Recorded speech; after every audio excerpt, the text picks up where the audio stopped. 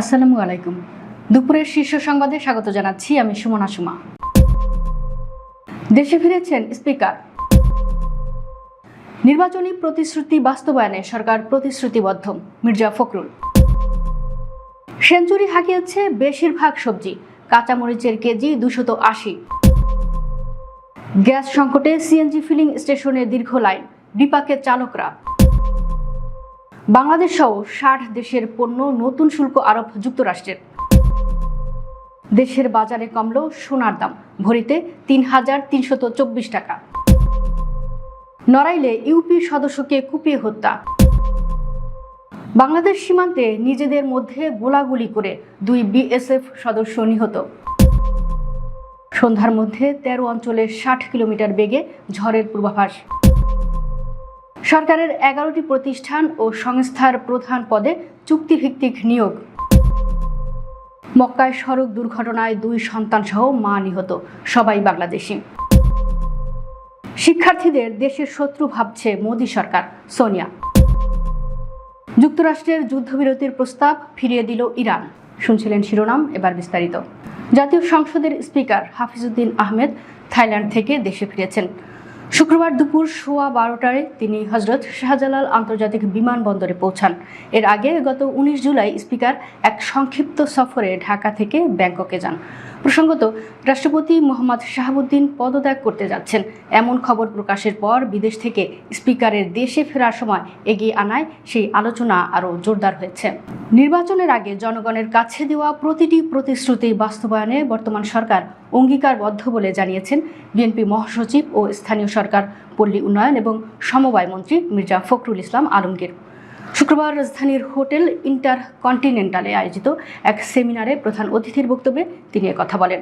মির্জা ফখরুল বলেন, বিশ্বজুড়ে গণতন্ত্র নানা ধরনের চ্যালেঞ্জের মুখে থাকলেও বাংলাদেশ ধারাবাহিকভাবে গণতান্ত্রিক চর্চায় বিশ্বাসী। তিনি বলেন, বর্তমান সরকার জনগণের কাছে জবাবদিহি নিশ্চিত করতে প্রতিশ্রুতিবদ্ধ এবং নির্বাচনী অঙ্গীকার বাস্তবায়নে কাজ করে যাচ্ছে। কয়েকদিনের টানা বৃষ্টির প্রভাব পড়েছে রাজধানীর কাঁচা বাজারে। সব সবজির দাম সেঞ্চুরি পেরিয়েছে। শুধু পেঁপে 40 টাকা, 2-1টি সবজি 80 টাকা, আর বাকি সব সবজি 100 থেকে 160 টাকায় বিক্রি হচ্ছে। সবচেয়ে বেশি দামে কাঁচা মরিচ বিক্রি হচ্ছে 280 টাকায়। শুক্রবার রাজধানীর বিভিন্ন বাজার ঘুরে সবজির বাড়তি দামের এমন চিত্র দেখা গেছে। কক্সবাজারের মহেশখালীতে ভাসমান এলএনজি টার্মিনালে কারিগরি ত্রুটির কারণে জাতীয় গ্রিডে গ্যাস সরবরাহ কমে যাওয়ায় রাজধানী জুড়ে তীব্র সিএনজি সংকট দেখা দিয়েছে।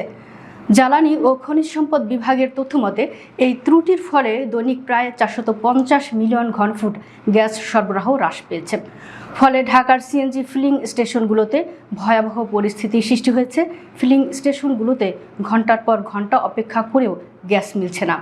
এতে চরম ভোগান্তিতে পড়েছেন সিএনজি চালিত যানবাহনের চালকরা। গণপরিবহন খাতের কর্মী ও যাত্রীরা। সংকটের প্রভাব পড়েছে চালকদের আয় রোজগারেও।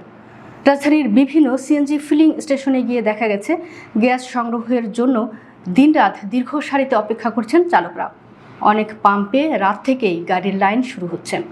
বাধ্যতামূলক শ্রম নিষিদ্ধের আইন কঠোরভাবে প্রয়োগ না করার অভিযোগে বাংলাদেশ সহ বিশ্বের 60টি দেশের পণ্যের উপর নতুন করে শুল্ক আরোপ করতে যাচ্ছে যুক্তরাষ্ট্রের ট্রাম্প প্রশাসন।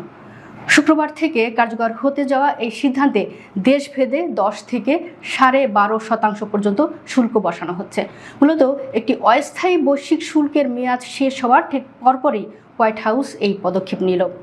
বৃহস্পতিবার দেশটির ফেডারেল রেজিস্টার প্রকাশিত এক বিজ্ঞপ্তিতে নতুন শুল্কের তথ্য জানানো হয়। নতুন এই নীতি যুক্তরাষ্ট্রের মোট আমদানির 99.4% পণ্যকে প্রভাবিত করবে। দেশের বাজারে সোনার দাম কমানো হয়েছে। সবচেয়ে ভালো মানের বা 22 ক্যারেটের প্রতি ভরি সোনার গহনার দাম কমানো হয়েছে 3,324 টাকা। এতে ভ্যাট সহ ভালো মানের 1 ভরি সোনার গহনার দাম নির্ধারণ করা হয়েছে 2,20,858 টাকা। স্থানীয় বাজারে তেজাবি সোনার দাম কমায় এই দাম কমানো হয়েছে। শুক্রবার সকাল 10টা থেকে এই দাম কার্যকর হয়েছে বলে জানিয়েছে বাংলাদেশ জুয়েলার্স অ্যাসোসিয়েশন। শুক্রবার BAJUS standing committee on pricing and price monitoring committee বৈঠকে করে এই দাম কমানোর সিদ্ধান্ত নিয়েছে। পরে কমিটির চেয়ারম্যান ডাক্তার দেওয়ান আমিনুল ইসলাম শাহিন সই করা এক বিজ্ঞপ্তিতে এ তথ্য জানানো হয়। নড়াইলের কালিয়ায় ইউনিয়ন পরিষদের এক সদস্যকে কুপিয়ে হত্যা করেছে দুর্বৃত্তরা। নিহত মনি মিয়া উপজেলার চর জয়নগর গ্রামের বাসিন্দা ও জয়নগর ইউনিয়ন পরিষদের ১ নম্বর ওয়ার্ডের সদস্য ছিলেন। বৃহস্পতিবার রাতে নরাগাতি থানার পানিপাড়া গ্রামে এই হত্যাকাণ্ডের ঘটনা ঘটে। এ ঘটনার পর থেকে এলাকায় চরম উত্তেজনা ও আতঙ্ক বিরাজ করছে। অপ্রীতিকর পরিস্থিতি এড়াতে ঘটনাস্থলে অতিরিক্ত পুলিশ মোতায়েন করা হয়েছে। স্থানীয় ও পুলিশ সূত্রে জানা গেছে, বৃহস্পতিবার রাতে পুঠিমারি বাজার থেকে কেনাকাটা শেষে মোটরসাইকেলে করে বাড়ি ফিরছিলেন মনি মিয়া। পথে পানিপাড়া গ্রামের কামরুল ঠাকুরের বাড়ির সামনে পৌঁছালে হামলাকারীরা তার গতিপথ রোধ করে। পরে দেশীয় ধারালো অস্ত্র দিয়ে এলো পাতারি কুপিয়ে তাকে গুরুতর জখম করা হয়। হামলায় মনি মিয়ার ডান পা হাঁটুর নিচ থেকে প্রায় বিচ্ছিন্ন হয়ে যায়। তাকে রক্তাক্ত অবস্থায় ফেলে রেখে হামলাকারীরা পালিয়ে যায়। পরে স্থানীয় বাসিন্দারা মনি মিয়াকে উদ্ধার করে উপজেলা স্বাস্থ্য কমপ্লেক্সে নিয়ে যান। অবস্থা আশঙ্কাজনক হওয়ায় সেখানে প্রাথমিক চিকিৎসা শেষে তাকে উন্নত চিকিৎসার জন্য ঢাকায় স্থানান্তরের পরামর্শ দেন কর্তব্যরত চিকিৎসক। ঢাকায় নেওয়ার পথে রাতেই তার মৃত্যু হয়। চাঁপাইনবাবগঞ্জ সীমান্ত লাগোয়া পশ্চিমবঙ্গের মালদা জেলার বৈষ্ণবনগর বিএসএফ ক্যাম্পে এক বিএসএফ জওয়ানের গুলিতে তারই 2 সহকর্মী নিহত হয়েছেন। বৃহস্পতিবার বিকেলে মালদার বিধাননগরে অবস্থিত বিএসএফের 119 ও 71 নম্বর ব্যাটালিয়নের সদর দপ্তরে এ ঘটনা ঘটে। বিএসএফ সূত্র জানায়, অভিযুক্ত জওয়ানের নাম শিবম মিশ্র। তিনি ভারতের ছত্তিশগড়ের বাসিন্দা। তিনি হঠাৎ সহকর্মীদের লক্ষ্য করে গুলি চালালে ঘটনাস্থলেই 2 জওয়ান নিহত হন এবং একজন গুরুতর আহত হন। দেশের 13টি অঞ্চলের ওপর দিয়ে ঘন্টায় সর্বোচ্চ 60 কিলোমিটার বেগে অস্থায়ী ঝোড়ো হাওয়াসহ বৃষ্টি বা বজ্রসহ বৃষ্টি হতে পারে বলে পূর্বাভাস দিয়েছে বাংলাদেশ আবহাওয়া অধিদপ্তর। এমন পরিস্থিতিতে সংশ্লিষ্ট এলাকার নদী বন্দরগুলোকে 1 নম্বর সতর্ক সংকেত দেখাতে বলা হয়েছে। শুক্রবার সকাল 9টা থেকে সন্ধ্যা 6টা পর্যন্ত দেশের অভ্যন্তরীণ নদী বন্দরগুলোর জন্য দেওয়া পূর্বাভাসে এসব তথ্য জানানো হয়েছে। সরকারের 11টি প্রতিষ্ঠান ও সংস্থার প্রধান পদে চুক্তিভিত্তিক নিয়োগ প্রদান করা হয়েছে। এছাড়া নির্বাচন কমিশন সচিবালয়ের অতিরিক্ত সচিব পদেও একজনকে চুক্তিভিত্তিক নিয়োগ দেওয়া হয়েছে। বৃহস্পতিবার এ ব্যাপারে জনপ্রশাসন মন্ত্রণালয়ের চুক্তি ও বৈদেশিক নিয়োগ শাখার উপসচিব মোহাম্মদ গোলাম রব্বানীর স্বাক্ষরে প্রত্যেকের বিষয়ে আলাদা প্রজ্ঞাপন জারি করা হয়।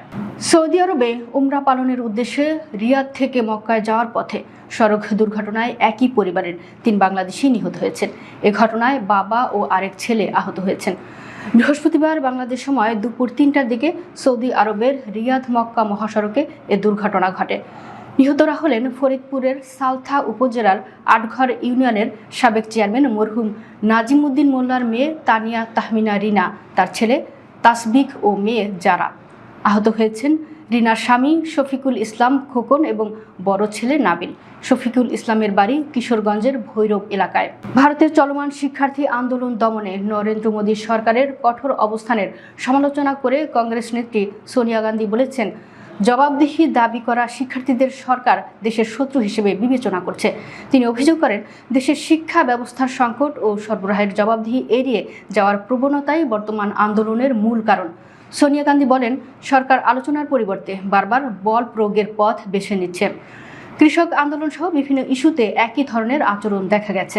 তবে এবার ভবিষ্যতের চিকিৎসক, প্রকৌশলী, শিক্ষক, সরকারি কর্মকর্তা ও উদ্যোক্তাদের প্রতিও রাষ্ট্র দমনমূলক মনোভাব দেখাচ্ছে, যা কোনোভাবেই গ্রহণযোগ্য নয়। ইরানে নতুন করে যুদ্ধবিরতির প্রস্তাব দিয়েছে যুক্তরাষ্ট্র। প্রায় 2 সপ্তাহ ধরে 2 দেশের মধ্যে চলমান লড়াইয়ের মধ্যেই এ প্রস্তাব দিয়েছে দেশটি। ইরাকের প্রধানমন্ত্রী আলী আল জাইদির মাধ্যমে দেওয়া এ প্রস্তাব প্রত্যাখ্যান করেছে ইরান। শুক্রবার নিউ ইয়র্ক টাইমসের এক প্রতিবেদনে এ তথ্য জানানো হয়েছে। বিষয়টি সম্পর্কে অবগত ইরানি ও ইরাকি কর্মকর্তাদের উদ্ধৃতি দিয়ে পত্রিকাটি জানিয়েছে, সম্প্রতি হোয়াইট হাউসে মার্কিন প্রেসিডেন্ট ডোনাল্ড ট্রাম্পের সঙ্গে বৈঠকের পর তেহরান সফরকালে আল জাইদি এ প্রস্তাব নিয়ে গিয়েছিলেন। প্রতিবেদনে বলা হয়েছে, প্রস্তাবটির বিস্তারিত জানা যায়নি, তবে ইরানি কর্মকর্তারা এটিকে বর্তমানে দেওয়া একমাত্র প্রস্তাব হিসেবে বর্ণনা করেছেন। দর্শক, ভিডিওটি শেষ পর্যন্ত দেখার জন্য আপনাকে অসংখ্য ধন্যবাদ। নিত্য নতুন ভিডিও পেতে আমাদের ইউটিউব চ্যানেলটি সাবস্ক্রাইব করুন এবং নিয়মিত নোটিফিকেশন পেতে বেল বাটনটি ক্লিক করুন। আমাদের ফেসবুক পেজটি ফলো করুন। এছাড়াও আমাদের ভিডিও লাইক, কমেন্ট ও শেয়ার করুন। আল্লাহ হাফেজ।